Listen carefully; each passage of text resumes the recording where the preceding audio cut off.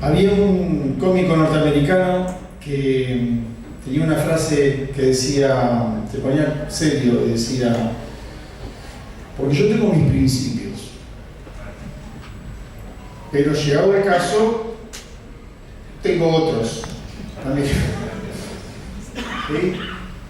Y me acordé de esto porque quiero hablar de...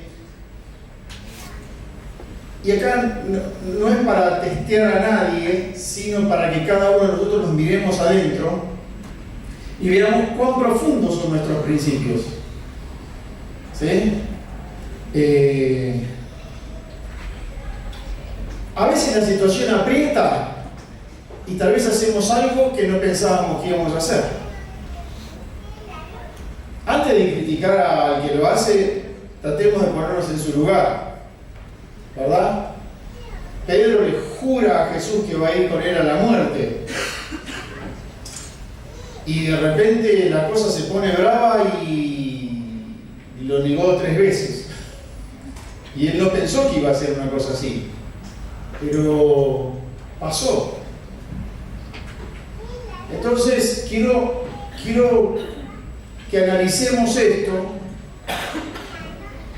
porque me parece que uno de los momentos donde más podemos crecer es cuando nos comprometemos con lo que la palabra dice, o con el pensamiento o la idea que yo trato de compartir, y que la confrontes con vos mismo. A veces esto te puede incomodar un poco, pero es la manera de crecer, ¿sí? Y hay muchos ejemplos en la Biblia de esto. Miren, no quiero ser muy extenso hoy, pero me gustaría que veamos en la palabra algunas situaciones que enojaron a Dios o desilusionaron, no sé, pero la verdad es que esperaba otra cosa, ¿verdad? Y tenemos, por ejemplo, en Isaías capítulo 30, en el versículo 1, ¿sí? Dice, miren qué interesante esto, dice: el Señor afirma, ay de los hijos rebeldes que hacen planes sin contar conmigo y preparan proyectos que yo no les inspiro, de manera que amontonan pecado sobre pecado. Se van a toda prisa a Egipto y a mí no me consultan.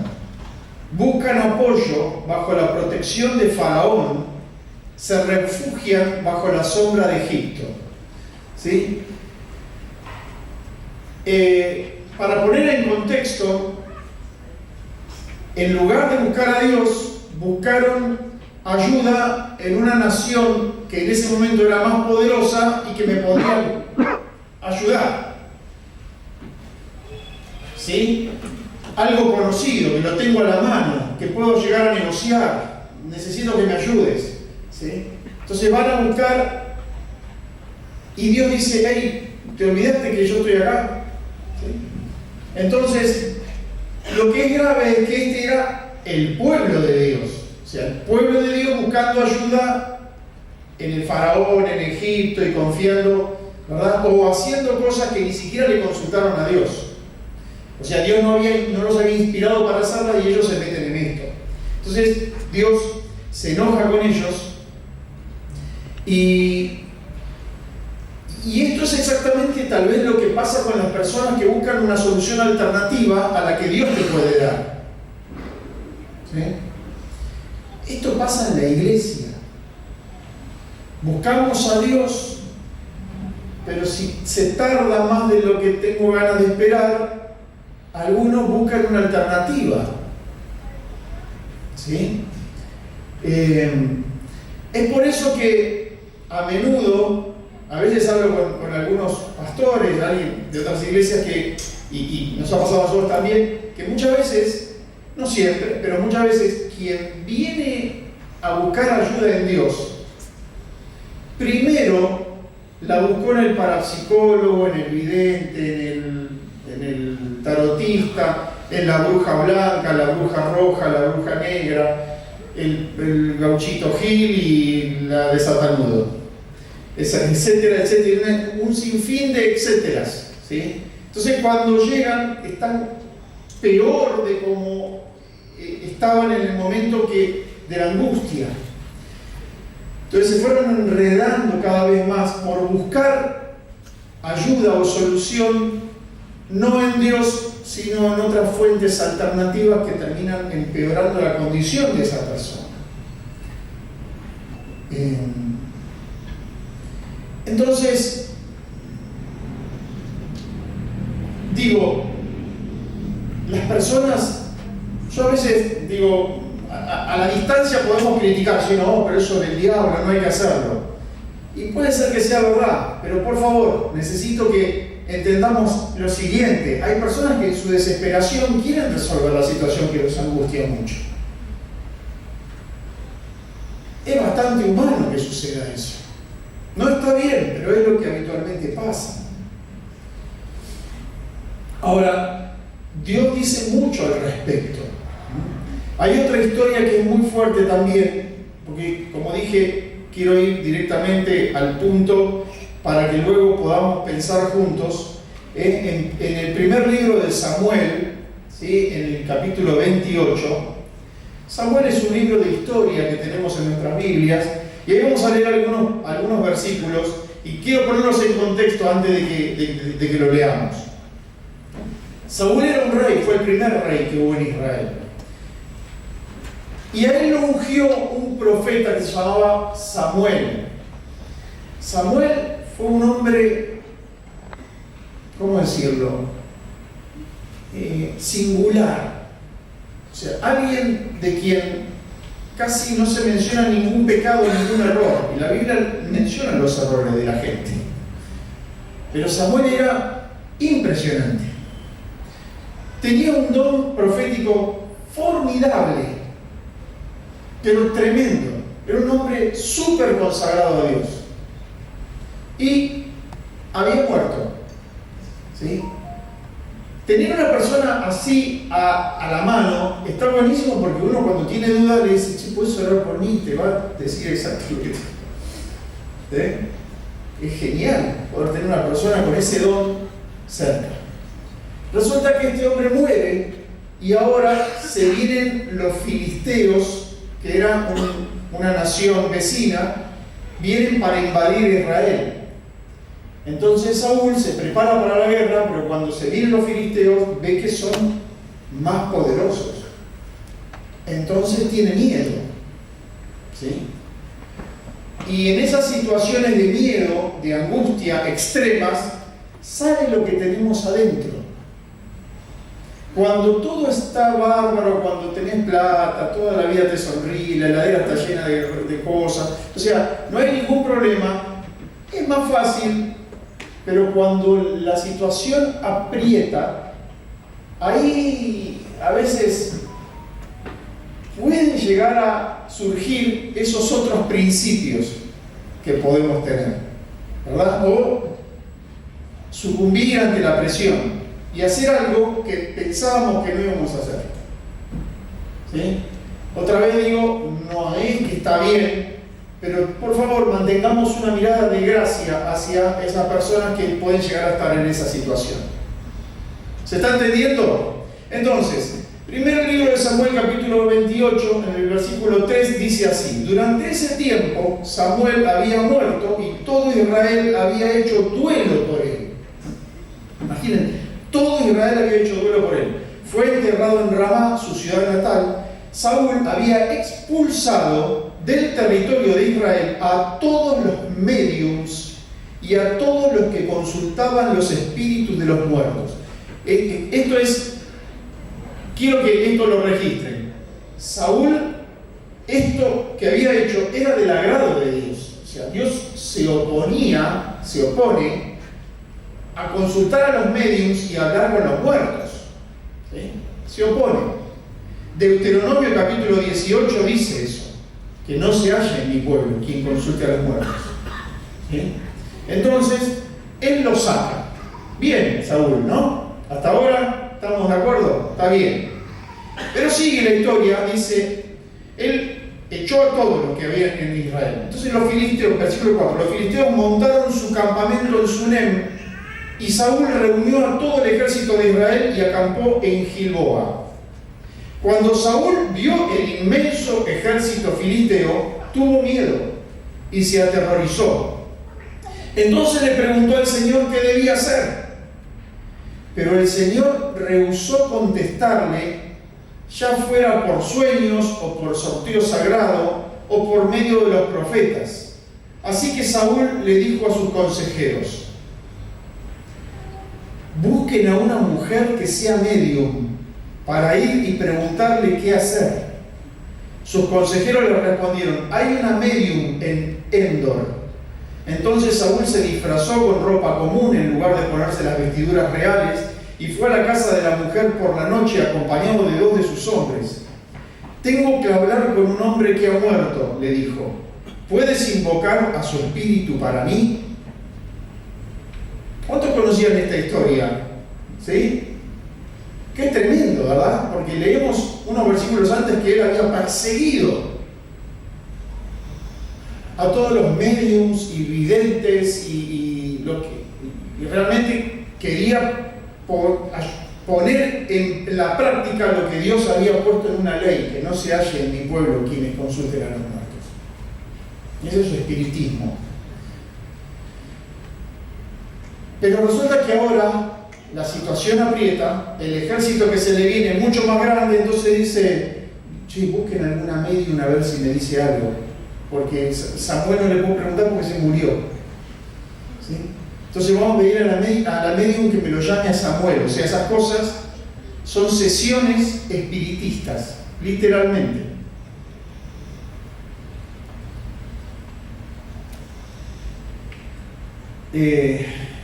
Entonces, bueno, creo que todo lo que había hecho al principio estuvo muy bien, pero ahora, cuando la situación aprieta, afloró lo que había en su corazón. Tal vez ustedes, si yo les hiciera la pregunta, ¿qué debería haber hecho él? Tal vez tengan alguna respuesta, pero vamos a guardarla para después. Entonces él busca ayuda en la divina, porque resulta que le pidió a Dios, escuchen, le pidió a Dios, pero Dios rehusó contestarle, no le contestó. No sé si hay alguno acá que tiene una oración que Dios todavía no le contestó. ¿Sí? Probable, ¿verdad? Que está pasando el tiempo y todavía no tener la respuesta a esa oración. Saúl lo que hizo fue buscar una alternativa. Fue buscar una medium que él mismo sabía perfectamente que estaba mal, porque de hecho los persiguió y los echó de todo el territorio. Entonces él, ahora la situación lo desborda, le pide a Dios y Dios no le contesta. A mí me ha pasado de orar y que Dios no me conteste. O por lo menos vamos a decirlo así, que no me conteste de la manera que yo quería que me conteste y en el tiempo que yo quería que me conteste. ¿Sí? Entonces eso te empieza a inquietar, te empieza a incomodar. ¿Sí? Entramos en una dinámica de ansiedad. Venimos hablando de ansiedad, de reposo, de paz, ¿no? Estas últimas 3 reuniones. Y lo natural en nosotros, lo natural, lamentablemente, es la ansiedad. Porque hay una epidemia de ansiedad en el mundo. ¿Sí?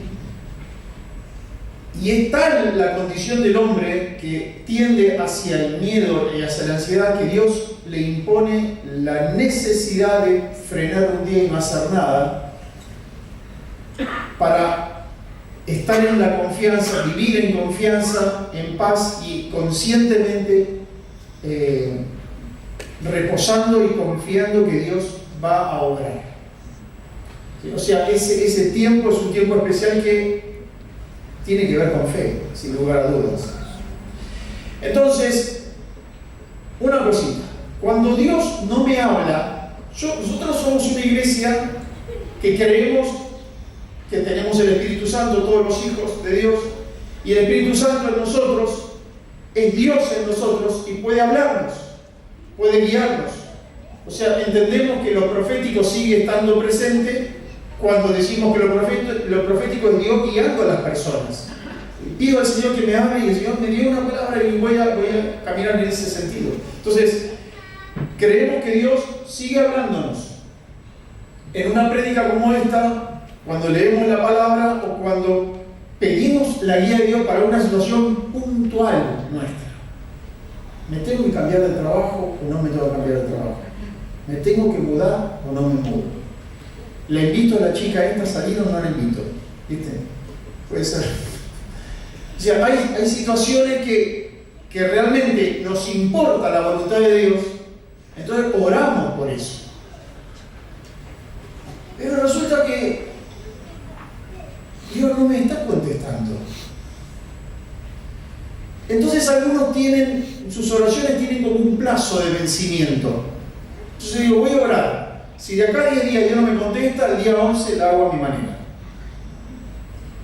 Entonces, la fe le dura 10 días, por ejemplo, tal vez. Pero en esos momentos, yo he comprobado, yo me arriesgaría a decirlo como una comprobación, que en ocasiones Dios no te va a contestar algo a propósito, para que madures, para que decidas en base a lo que ya sabes, para que decidas en base a el temor, la medida del temor de Dios que hay en vos. Y para que tomes la decisión, y aunque Dios no te haya hablado o respondido, Dios sí escuchó tu oración y sabe que antes de hacer, primero oraste y le dijiste, Señor, vos sabés que yo te estuve pidiendo. ¿Sí? Voy a poner un simple ejemplo. Cuando nosotros nos tuvimos que mudar como iglesia en una ocasión, yo me la pasé orando y yo dije, ¿por qué no me decís si me tengo que ir? O sea, ya se nos vencía el contrato y nos teníamos que ir. Entonces oramos. Digo, hey, estoy orando en tu voluntad, Señor, no estoy pidiendo cualquier cosa. Y Dios no me habló algo como a mí me hubiera gustado que me diga. Y llegó el día en que había que tomar la decisión. Ya era el día. Entonces yo sabía que había orado, pero no había entendido una respuesta de Dios. Y entonces ese día yo aprendí, y luego lo comprobé en reiteradas ocasiones, que Dios dijo, quiero que decidas. Quiero que decidas. Y yo decidí. Y salió bien. Salió bien. Porque tal vez el hecho de que no te conteste o que no te diga claramente algo, te pone ante la situación de que tenés que madurar. Porque si Dios todo el tiempo te dijera qué es lo que tenés que hacer y qué es lo que no tenés que hacer, no madurás. ¿Se está entendiendo esto? Sí. Entonces hay ocasiones donde Dios quiere escuchar tu oración, que quede claro que realmente buscabas la guía de Él, y Él sabe que estuviste orando, pero te pone en una situación en que ahora tenés que decidir. ¿Sí? Y ahí crecemos, ahí maduramos. La cuestión es que luego tenemos algunas personas que le preguntan al Señor cosas que ya la Biblia lo dice.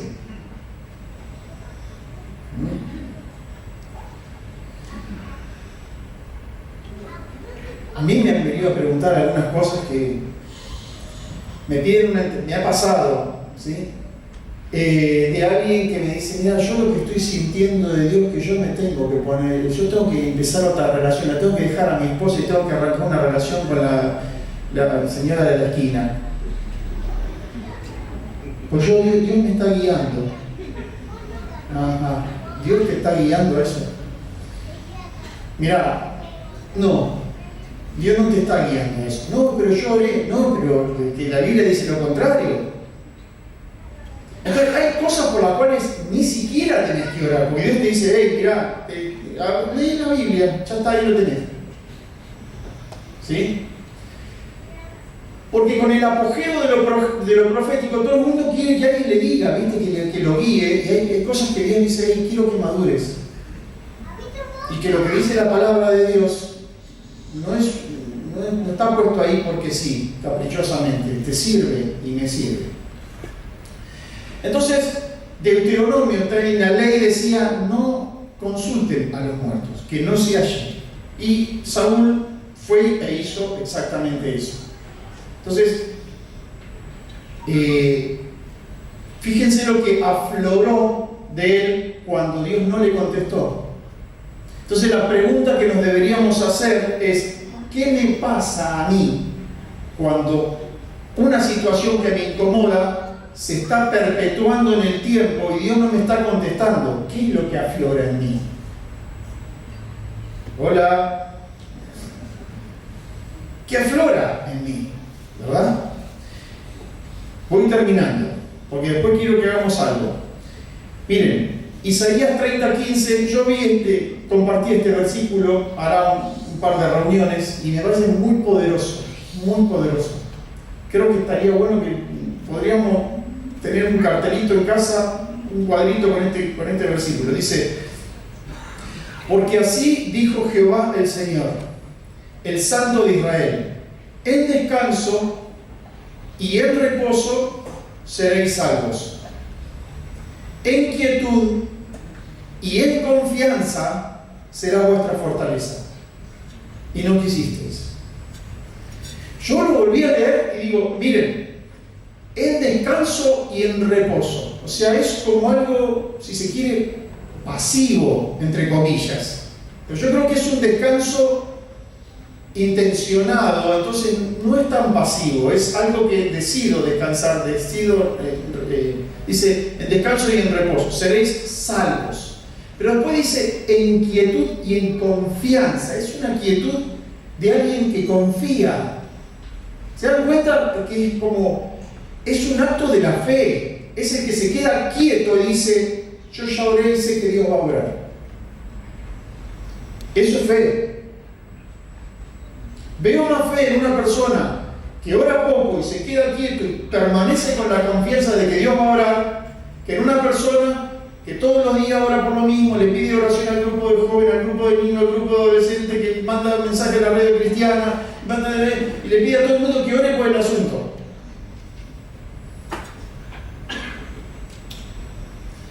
Entonces, este versículo me parece que es clave. Resulta que entonces este pueblo, al que Dios ama profundamente, estaba buscando ayuda en otro lado y su búsqueda tenía un plazo de vencimiento. Entonces, esta búsqueda de soluciones fuera de Dios ocasionó el enojo de Dios, y yo me pregunto si la no respuesta también. ¿Sí? No sé. Entonces, hay temporadas en que necesitamos redoblar nuestra fe y sostenernos en una actitud de fe. Ejemplos podríamos poner muchos, ¿sí? Y otra vez, no veamos esto como algo malo, porque la verdad es que es muy humano.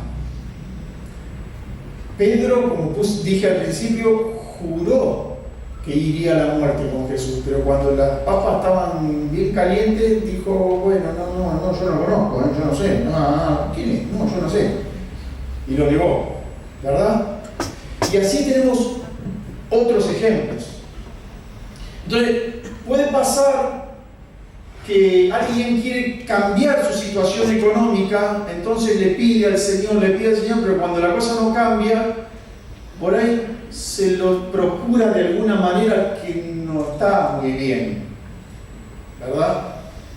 O alguien quiere que la esposa haga o diga, alguien de la familia haga o algo que espera que haga y como no lo hace,